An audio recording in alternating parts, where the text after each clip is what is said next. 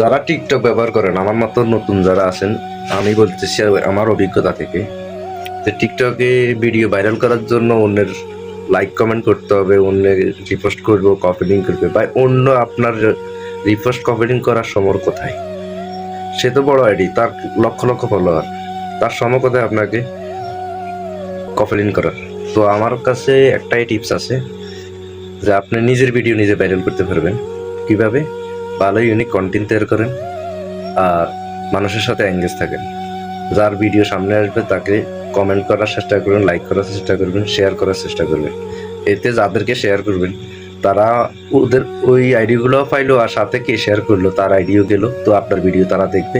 এভাবে যদি আপনি 100টা ভিডিও শেয়ার করেন, 100টা ভিডিও যদি আপনি 1500 লোকের কাছে, বা 15 জন করে দিলে তো 1500 লোকের কাছে হয়েছিল, তাহলে 1500 লোকের কাছে যদি আপনার ভিডিও যায়, অবশ্যই 1500 লোক আপনার ভিডিও দেখলে অবশ্যই ভিডিওটা পরে তো চলার চেষ্টা হবে।